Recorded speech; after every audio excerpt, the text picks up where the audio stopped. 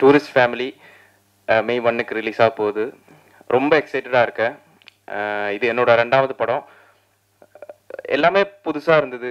ஒரு புது இண்டஸ்ட்ரி, புது லாங்குவேஜ், டீமாகவும் எல்லாரும் பயங்கர கோஆப்ரேட்டிவாக. ஃபஸ்ட் இந்த படம் பண்ணணும் ஒரு இது வந்தது அபிப்ரோட நரேஷன் தான். அவருக்கு இந்த படத்து மேலே எவ்வளோ கான்ஃபிடென்ஸ் இருந்தாங்களோ அந்த கான்ஃபிடென்ஸ் அப்படியே நம்ம மேலே ஸ்ப்ரெட் பண்ண மாதிரி இருந்துச்சு.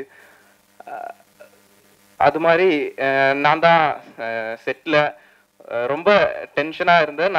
நான் வெளியில் காட்டலாம், ஏன்னா லாங்குவேஜ் ப்ராப்ளம்னால தான், வேற எதுவும் இல்லை.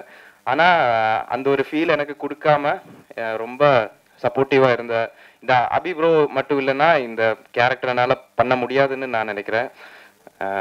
அது மாதிரி 2வது படம் சசி சார் கூடயும் சிம்ரா மேம் கூடயும் எல்லாரும் கூடயும் ஒர்க் பண்ண முடிஞ்சதில் பயங்கர சந்தோஷமாக இருக்கேன். எனக்கு தோணுது ஃபஸ்ட்டு எல்லாருக்கும் ஆவேசம் மாதிரி ஒரு ஃபஸ்ட்டு படம் கிடைக்காது. ஸோ அதை மாதிரி எல்லாருக்கும் டூரிஸ்ட் ஃபேமிலி மாதிரி ஒரு செகண்ட் படமும் கிடைக்காது.